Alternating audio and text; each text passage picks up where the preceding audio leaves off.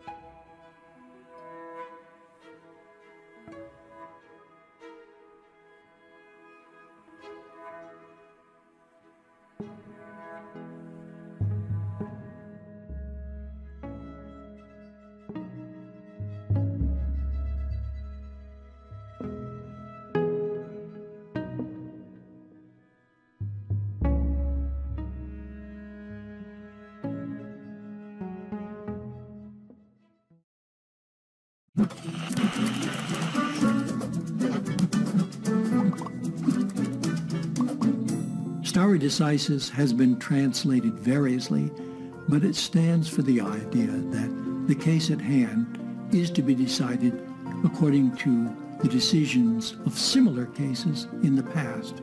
In other words, precedents shall rule the future. It's important because it gives stability, predictability, and integrity to the law. Indeed, it is one of the foundational principles for the very idea of the rule of law, as opposed to the rule of man.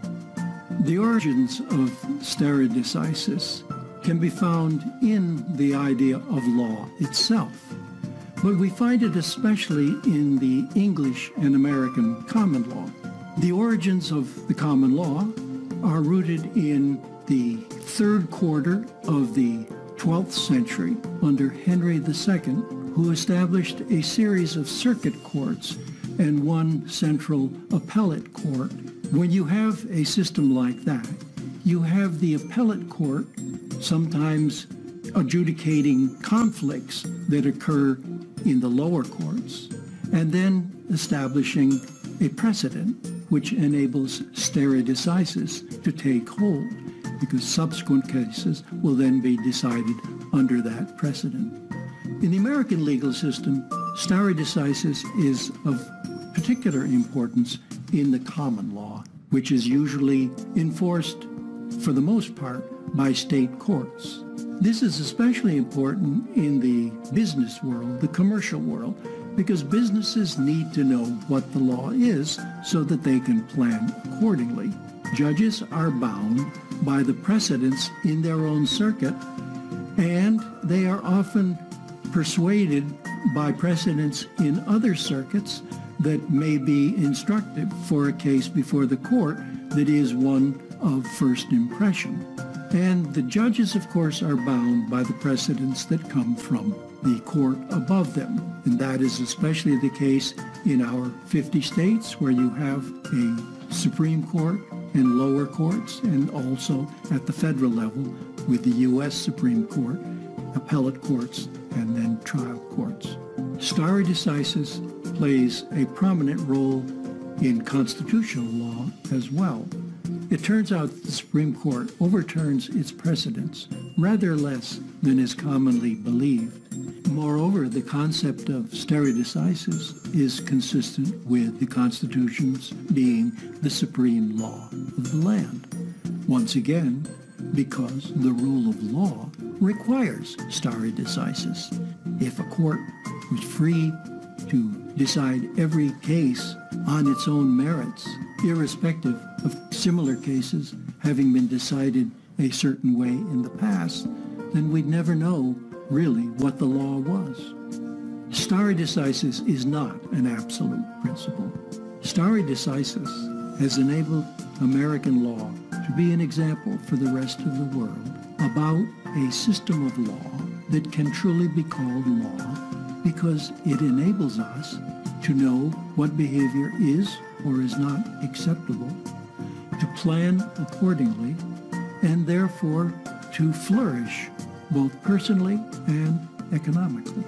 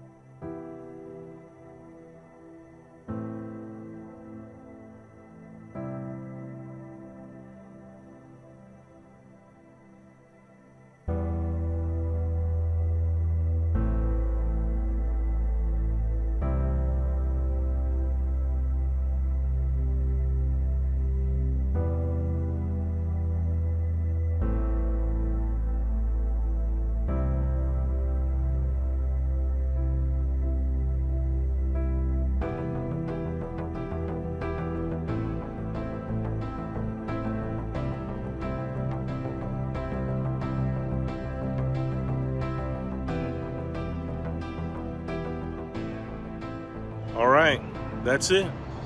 I'll see you on the next one.